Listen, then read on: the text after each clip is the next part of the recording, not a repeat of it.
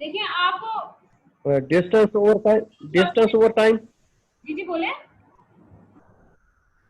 Distance over time ma'am जी। Yes yes ठीक है। अब देखिए आप सबसे पहले वेक्टर को देखिए, मैं आपको फिर उसका वेलोसिटी का भी बताती हूँ। वेक्टर का आपके पास ऐसी क्वांटिटी जिसका मैग्नीट्यूड भी हो और जिसकी अपनी डायरेक्शन भी हो। अब मैग्नीट्यूड और डायरेक्शन दोनों से मिसाल आप कैसे ले सकते हैं, वो मिसाल आप इस तरह से ले सकते हैं। देखिए अब अगर मैं कहती हूँ कि मेरे जो है ये आपके पास जो है वो वेक्टर है, अब इसका एक अपना मैग्नीट्यूड है। मैं अगर कहती हूँ कि इसके पास जो है वो 5 सेंटीमीटर की लेंथ है, तो वो हो गया इसका मैग्नीट्यूड। अब ये जिस डायरेक्शन में है, नॉर्थ में है, ईस्ट में है, वेस्ट में है, जिसमें भी है ये एरो, तो वो इसकी डायरेक्शन को शो कर रहा है ना। तो आप इसके जी मैम। पास की दो चीजें हैं, एक इसकी डायरेक्शन, एक इसका मैग्नीट्यूड, दोनों चीजें इसके पास है। तो इस पूरी क्वांटिटी को मैं कहूंगी वेक्टर। जी बोले। मैम जी, मैग्नीट्यूड क्या होता है ये मैग्नीट्यूड ये होता है, ये जो इसकी? वैल्यू मिकदार, मेरे पास किसी चीज की अमाउंट कह सकती हूँ। अगर ये 60 है तो ये मैग्नीट्यूड है। क्लियर? इसको हम वजन वजन के हिसाब से समझ सकते हैं। क्या समझ सकते हैं? वेट, वेट समझ सकते हैं, वेट। बेस, बेस तो नहीं समझ सकते। वेट वेट मैम जी। अरे कह रहे,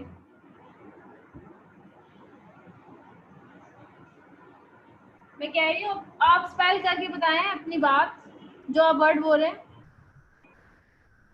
मैं कह रहा हूँ कि मैग्नीट्यूड को हम वेट समझ सकते हैं, नहीं वेट, नहीं नहीं नहीं नहीं वजन या नहीं नहीं नहीं, वेट नहीं समझ सकते, कभी भी नहीं समझ सकते। देखिए आपके पास मैग्नीट्यूड का मतलब होता है साइज।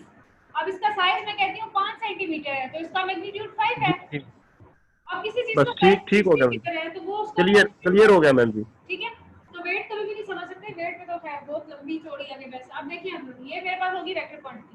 लेकिन अगर मैं नॉर्मल बात करती हूँ कि अब मैं कहती हूँ कि 50 मीटर मैंने एक काम किया, मैंने गेंद चली, कुछ भी किया 50 मीटर, सिंपल मैं कहती हूँ लाइन ड्रा करो, 50 मीटर है, उसकी कोई डायरेक्शन अगर नहीं होगी, सिंपल मैग्नीट्यूड होगा, तो उस क्वांटिटी को मैं कहूंगी स्केलर क्वांटिटी।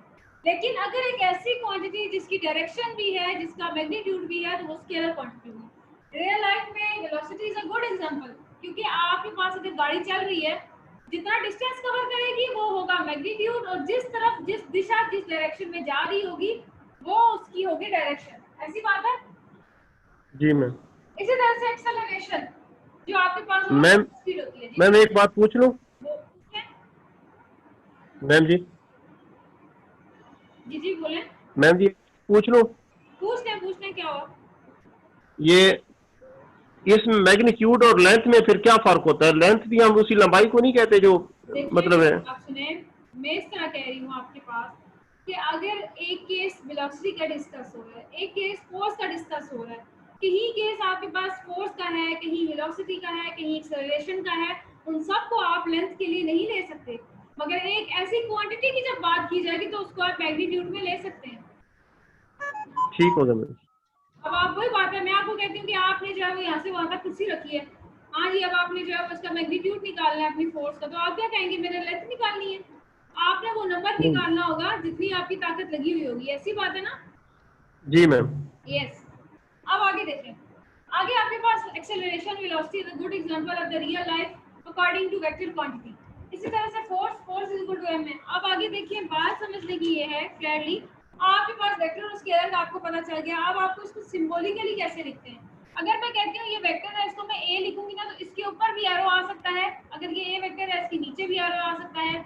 मैं इसको थोड़ा सा बोल्ड मतलब मोटा करके भी लिख सकती हूँ, या अगर मैं छोटा भी लिखूंगी तो तब भी मैं इसको बोल्ड करके लिख सकती हूँ। आप साथ साथ अपने बुक के पेजेस पलटते जाएं, आपके पास भी कॉलेज फिजिक्स है, मैं भी अभी उसको ही फॉलो कर रही हूँ। अब आगे आपके पास रिप्रेजेंटेशन है, जिसमें आपके पास उन्होंने ये सारा बताया हुआ कि आप रिप्रेजेंट कैसे कर सकते हैं।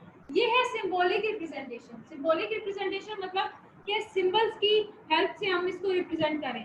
अब आगे आपके पास मैं ग्राफिकल रिप्रेजेंटेशन बताती हूँ। ग्राफिकली देखिए, जब आप एक ग्राफ ड्रा करते हैं, आपके पास एक्स एक्सिस है, आपके पास जो है वो वाई एक्सिस है, तो आप इस वेक्टर को ऐसे ही रिप्रेजेंट करेंगे ना। जी मैम। तो ये हो जाएगी ग्राफिकली, क्योंकि ये फुल ग्राफ में हम प्रेजेंट करें, तो ये हो जाएगी ग्राफिकल रिप्रेजेंटेशन। आगे आपके पास पेज नंबर 40 पे है rectangular coordinate system. Rectangular coordinate system में वो आपको ये बताना चाह रहे हैं कि आपके पास जो है वो रेक्टेंगुलर कोऑर्डिनेट सिस्टम, तो सिंपल आपके पास ये देखें, ये आपके पास ग्राफ है, ये है नेगेटिव एक्स, ये पॉजिटिव, ये नेगेटिव वाई, ये पॉजिटिव। अब यहाँ से यहाँ तक मैं कहती हूँ एक्स डैश और एक्स रेक्टेंगुलर एक्सिस है, वाई और वाई डैश रेक्टेंगुलर एक्सिस है, ये आपके पास रेक्टेंगुलर एक्सिस है। आप इसमें आपके पास वो कह रहे हैं कि इस फुल पूरे को मैं कह सकती हूँ कि रेक्टेंगुलर कोऑर्डिनेट सिस्टम, क्योंकि ये मेरे पास कोऑर्डिनेट्स हैं, ये क्वाड्रेंट्स हैं, ये कोऑर्डिनेट्स हैं, समझ आई? जी मैम। अब देखें, अब मैं कहती हूँ कि ये मेरे पास 2 डायमेंशन में है, क्योंकि ये मेरी पेज पे, मेरी कॉपी पे, मेरी बुक पे मैं कहीं भी पेंसिल से ड्रा कर सकती हूँ।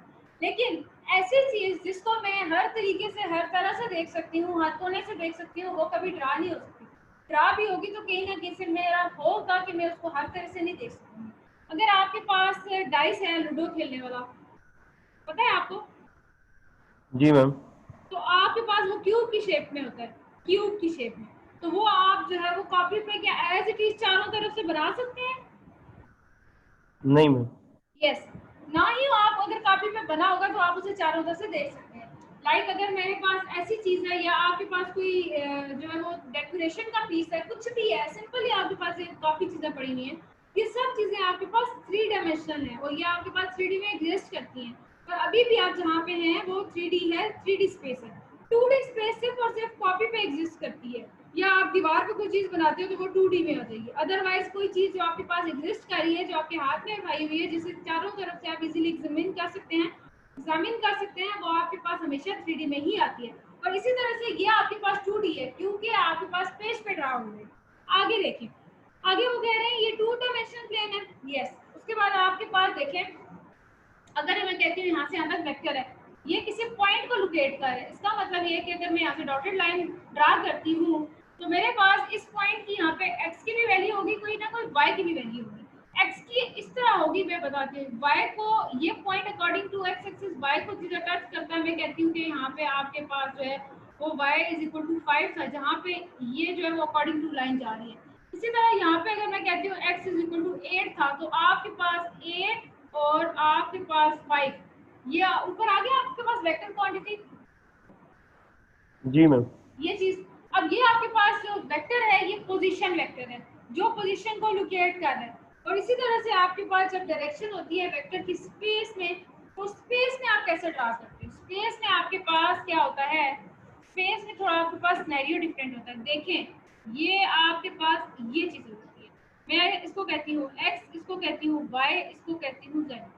अब मैं अगर कहती हूँ नेगेटिव z, तो ये मेरे पास नेगेटिव z है, ये मेरे पास नेगेटिव y है, और ये मेरे पास नेगेटिव x है।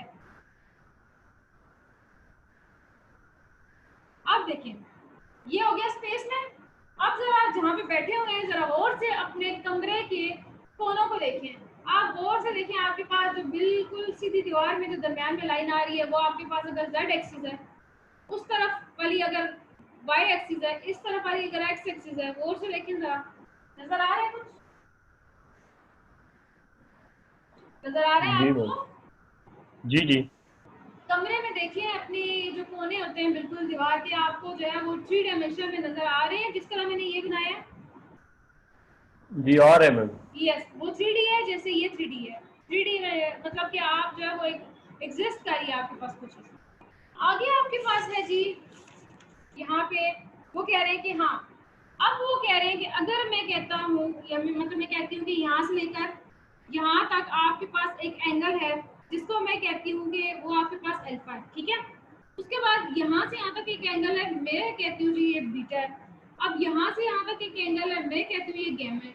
इन तीनों एंगल को मेजर करें, इनको फाइंड करें, आपके पास इस वेक्टर की डायरेक्शन आ जाएगी जो इधर लोकेट कर रहा है।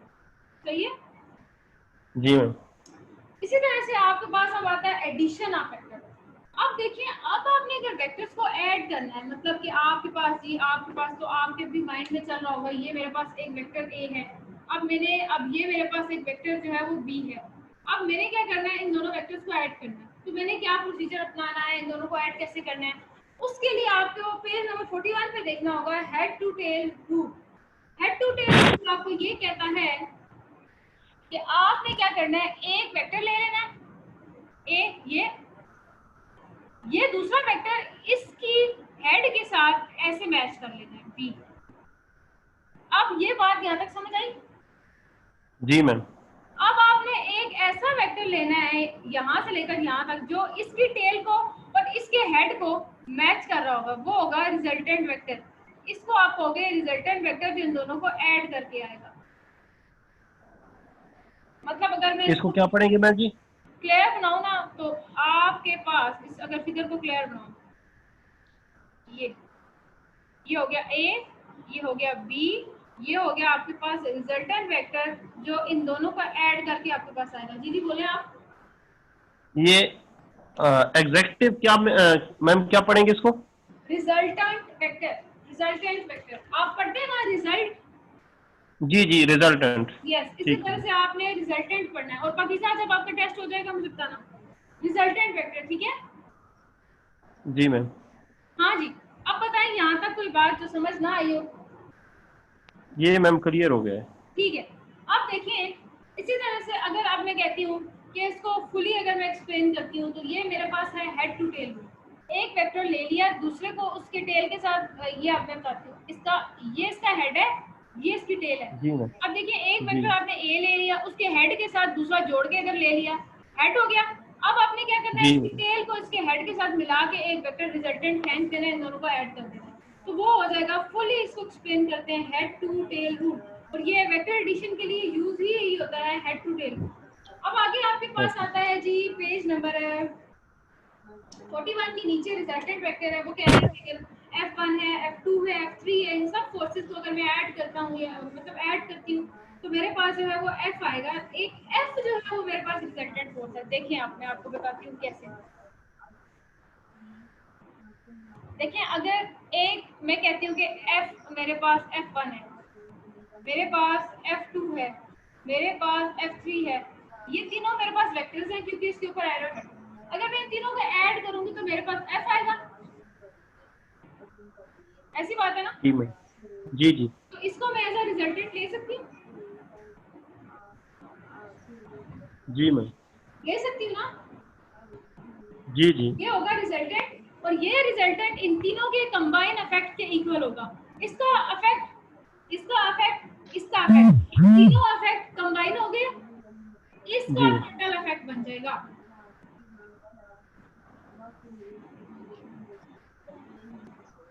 समझ आई? जी मैम। हाँ जी। अब आप देखें यहाँ तक आपको उन्होंने ये बात समझाई है। आगे है जी वेक्टर सब्ट्रैक्शन। वेक्टर सब्ट्रैक्शन के लिए मैं आपको बताती हूँ कि कौन कौन से स्टेप्स होते हैं, आपको क्या फॉलो करना पड़ेगा, क्या करना पड़ेगा। वेक्टर सब्ट्रैक्शन भी बहुत इजी है। देखिए आपको मैं बताती हूँ एक चीज, पैरेलल वेक्टर्स का चलो बाद में कंसेप्ट है। अगर ये वेक्टर मेरे पास ए है ना, इसके साथ प्लस साइन है, ऐसी बात है। जी मैम। अगर एक वेक्टर मैंने ऐसा ड्रा करना है ए जिसके साथ नेगेटिव साइन आया, तो वो ऐसा होगा। कुछ नहीं करना, इसकी डायरेक्शन चेंज कर देनी है। ए की डायरेक्शन चेंज करेंगे, इसका नेगेटिव बन जाएगा। अब ये जो वेक्टर है ठीक। ये नेगेटिव ऑफ ए है। जी मैम। समझ रहे हो मेरी बात? जी मैम। ठीक है। अब और से देखें, मैं कहती हूँ कि एक वेक्टर जी मेरे पास है यहाँ पे ए, ठीक है। अब आगे जी एक वेक्टर मेरे पास है यहाँ से लेकर यहाँ तक बी। अब मैंने क्या करना है, इन दोनों को ऐड करना है। अब ऐड इस तरह से करना है कि मैंने सब्ट्रैक्शन के हिसाब से भी अपनी चीज को देखना है, वो इस तरह करना है। अब मैं अगर इसकी डायरेक्शन चेंज कर दूं तो ये मेरे पास बन जाएगा माइनस बी। यहाँ तक समझ आई? ये ए हो गया एक वेक्टर, ये हो गया दूसरा वेक्टर, क्योंकि ये इसकी डायरेक्शन चेंज करके आया है माइनस बी। अब जी मैम। इस वाले को और इस वाले को मैंने ऐड करना है, होगा माइनस ही। देखिए आप, मैं कहूंगी ए प्लस माइनस बी, ये माइनस बी से ना होगा ऐड ही, लेकिन ये साइन जी इसका मैम। जो होगा ना बाद में जाके जो है वो ये दोनों सब्ट्रैक्ट हो जाएंगे। और ये मेरे पास है वेक्टर एडिशन के ही रूल से मैंने इसको भी निकाला है। ये मेरे पास हेड टू टेल रूल के हिसाब से ही आता है, लेकिन सब्ट्रैक्शन का केस है। और अगर मैंने इसको अब ड्रा करना है तो वो मैं ड्रा कैसे करूंगी? ड्रा ऐसे करूंगी, देखिए ए मेरे पास ये था ना, मैंने ए ये खींच दिया, ठीक है। अब देखिए बी को मैंने ये लिया था ना, नेगेटिव ऑफ बी को, ये वाला बी को जी मैं ये ले आई, ये बना दिया।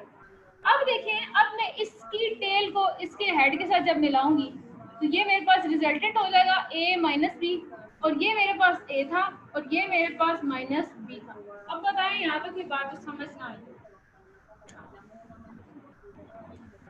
क्लियर है मैम जी?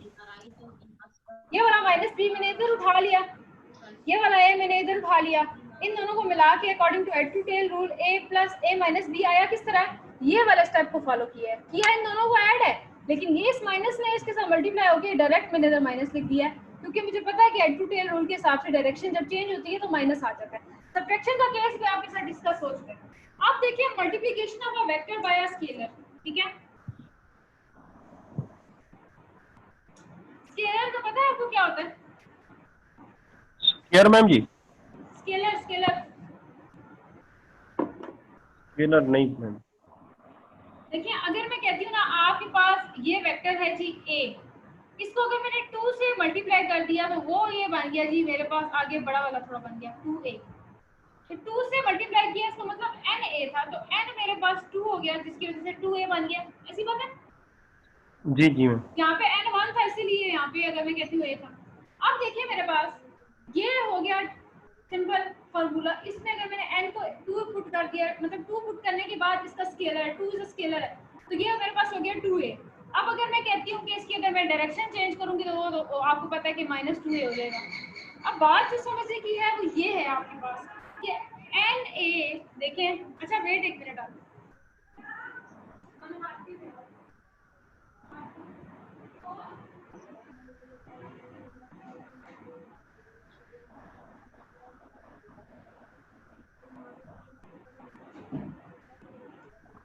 अब ये देखें आप कि आपके पास n यहाँ पे 2 था। अब n अगर आपके पास प्लस 2 था तो उसकी डायरेक्शन ये थी, अगर आपके पास n जो है वो माइनस 2 था तो आपके पास उसकी डायरेक्शन ये थी। ऐसी बात है? जी मैम। आपके पास जो इसकी डायरेक्शन है वो n पे डिपेंड कर रही है। जी जी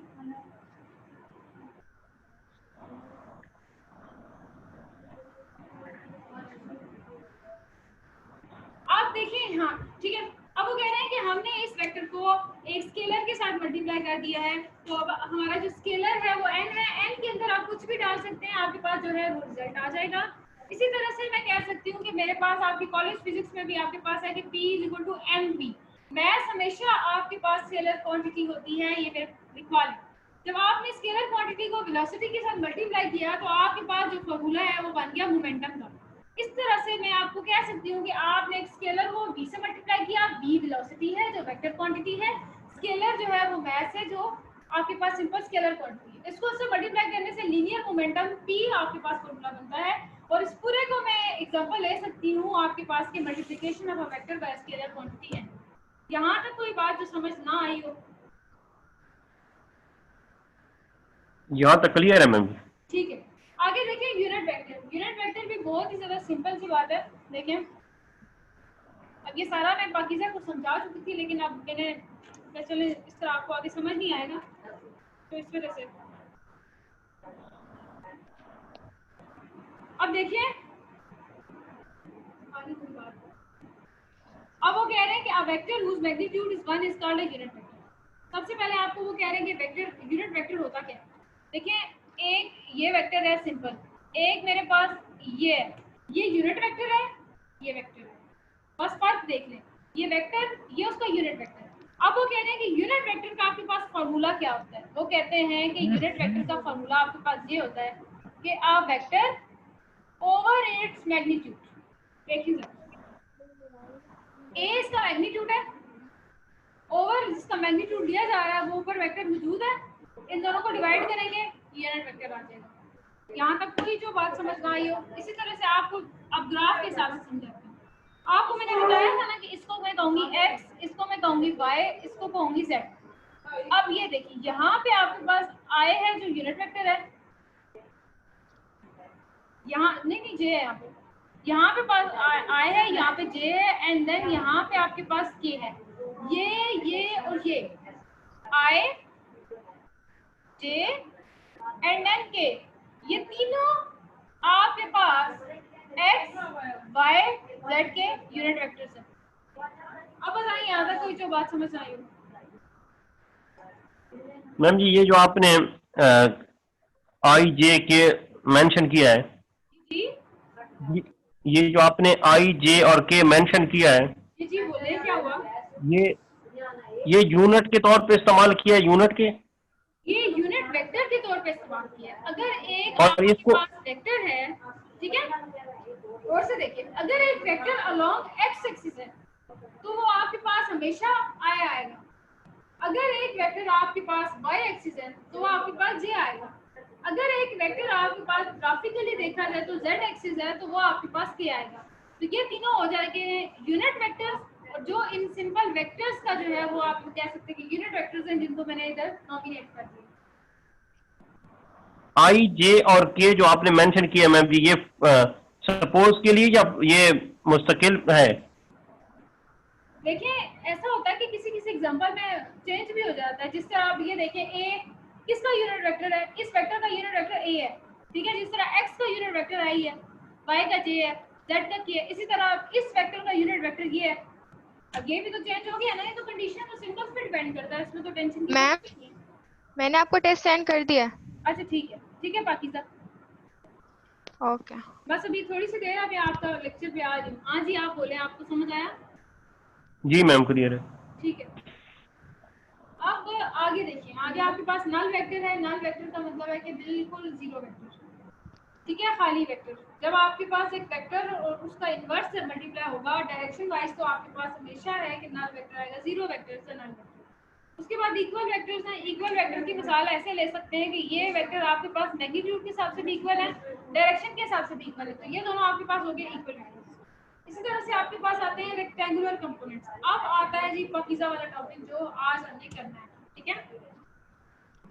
ओके। हाँ जी पाकीज़ा, अब बताएं आपको कोई मसला तो नहीं है पीछे लेक्चर में? नहीं मैम। नहीं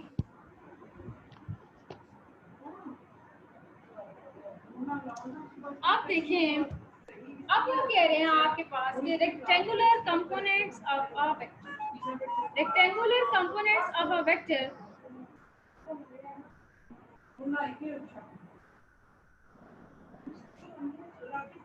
वो कह रहे हैं कि rectangular components of a vector में आपको वो कह रहे हैं कि रेजोल्यूशन ऑफ वेक्टर। सबसे पहले तो वो कह रहे हैं कि रेजोल्यूशन ऑफ वेक्टर, इसी तरह पाकिस्तान आपकी बुक में भी है कि रेजोल्यूशन ऑफ वेक्टर। वो कह रहे हैं कि किसी भी वेक्टर को उसके कंपोनेंट्स में तोड़ देना रेजोल्यूशन कहलाता है, और कंपोनेंट्स ऑफ द वेक्टर आपको अकॉर्डिंग टू एक्स वाई और जेड के हिसाब से देखनी चाहिए, ठीक है।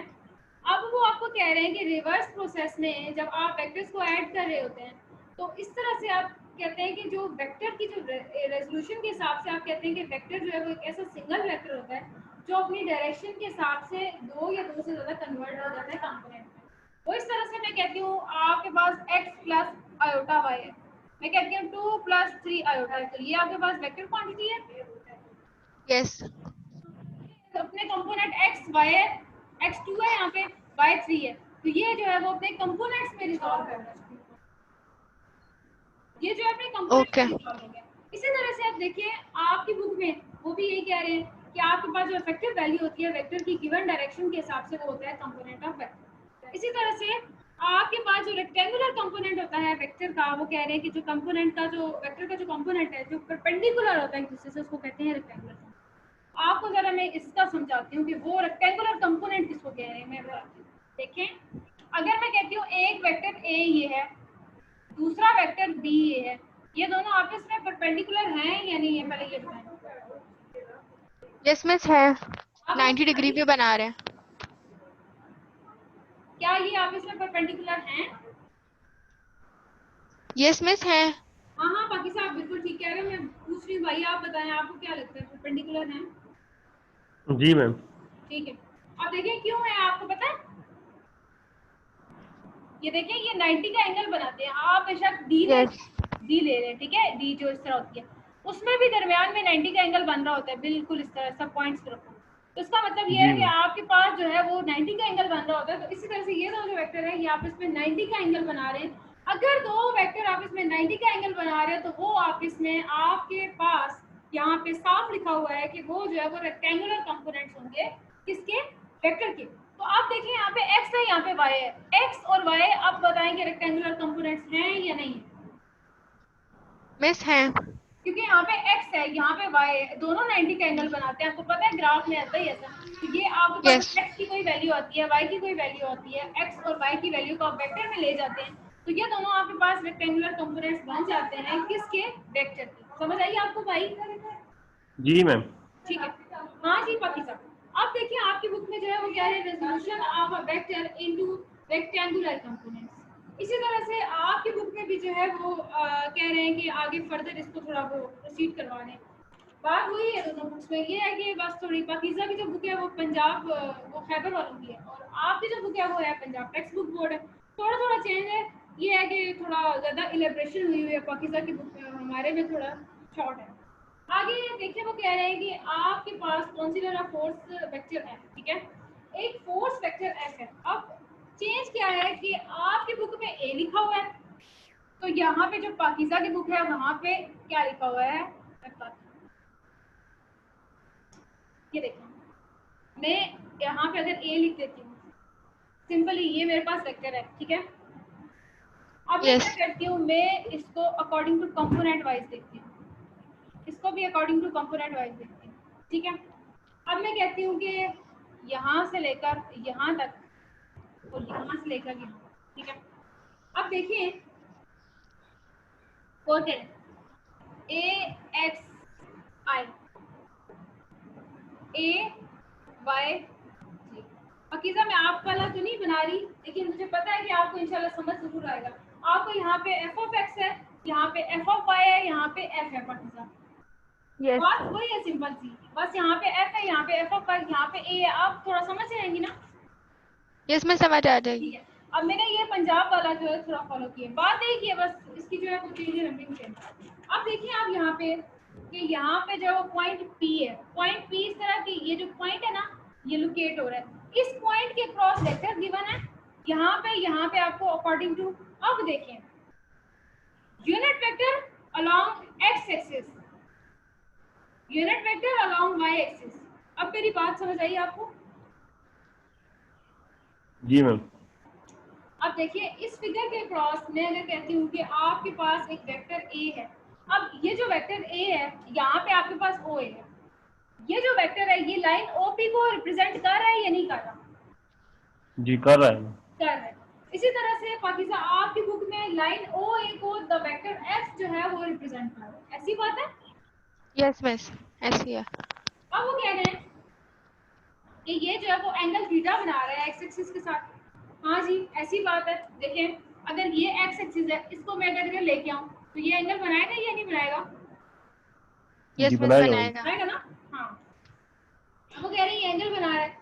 अब मैं आगे कहती हूँ कि अगर वेक्टर ए को इसके कंपोनेंट्स में, वो भी रेक्टेंगुलर कंपोनेंट्स हैं, मतलब इसमें और इसमें, ये भी इसका रेक्टेंगुलर है क्योंकि ये एक्स के क्रॉस है, ये इसका रेक्टेंगुलर है क्योंकि वाई के क्रॉस है, और ये रेक्टेंगुलर किस वजह से है, आप इसमें 90 में है, 90 के एंगल पे है, तो ये रेक्टेंगुलर कंपोनेंट्स है। अगर इस वेक्टर को मैं इन दो रेक्टेंगुलर कंपोनेंट्स में रिजॉल्व करती हूँ तो मेरे पास सिचुएशन क्या आती है?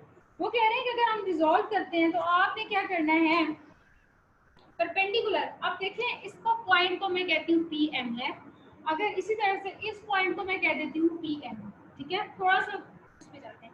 इसी तरह से पाकिस्तान आपका जो है वो बी और सी है, यहाँ पे कुछ भी नहीं है, थोड़ा सा बस चेंज है। अब देखिए वो क्या कह रहे हैं, वो कह ये रहे हैं कि आपके पास आपने जो है वो, आपको पता है आपने जो है वो देखिए पी एन जो है, ठीक है, पी एन जो है वो आपके पास किसके अलोंग है, पहले ये बताएं, ये जो पी एन है ये किसके अलोंग है? ओपी के। एक्स एक्सिस के अलोंग है ना, ये देखे ना, बिल्कुल किससे हॉरिजॉन्टल है ना? Yes. यस। अब इसी तरह से आपके पास जो है वो पी एम किसके अलोंग है? Y axis. यस, क्यों वाई के अलोंग है? क्योंकि वाई वर्टिकल है, पी एम भी वर्टिकल है, एन भी हॉरिजॉन्टल है, एक्स भी आपके पास हॉरिजॉन्टल है, तो ये इसके अलोंग है, ये इसके अलोंग है। अब बताइए यहाँ तक बात समझ आ गई? जी मैम। Yes miss. ठीक है। अब इसको वो क्या कह रहे हैं, वो आपको पी एन और पी एम को वो प्रोजेक्शन कह रहे हैं, ये वो प्रोजेक्शंस हैं जो एक्स और वाई के अलोंग में हैं। अब ये जो प्रोजेक्शन है, ये जो इनके अलोंग में है, अब ये रिप्रेजेंट किस तरह करते हैं मैं आपको बताती हूँ, हेड टू टेल रूल। ओ भी आपके पास एक ऐसा वेक्टर है जो ओ एम और एम सी इन दोनों का प्रोडक्ट है। मैं बताती हूँ, थोड़ा सा इसको नीचे ले आती हूँ, ठीक है। देखिए आपके पास ये एक वेक्टर है, ये O है, ये P है, ये आपके पास ये M है, ये आगे फर्दर आपके पास ये, ऐसी बात है। यस ठीक है, अब गौर से देखें, अगर मैं ये बात करती हूँ, यहाँ से यहाँ तक एक वेक्टर, यहाँ से यहाँ तक दूसरा वेक्टर, इसकी टेल को इसके हेड के साथ मिलाया है, ये हेड टू टेल रूल के हिसाब से है या नहीं है? जी यस है है। मैम। अब देखिए OMP इसको मैंने अलग कर लिया, ऐसी कई पार्ट है, अलग इसलिए किया यहाँ पे आपको समझ नहीं आई, इसको देखें बस। अब देखिए यहाँ से यहाँ तक एक वेक्टर, यहाँ से यहाँ तक दूसरा वेक्टर, यहाँ से यहाँ तक इसका रिजल्टेंट है ये वाला। अब जरा गौर से बताएं, तो यहाँ से यहाँ तक अगर ये रिजल्टेंट है तो मेरे पास R होगा ना, यस तो मैं क्या करते हैं, हम लोग करते थे ना R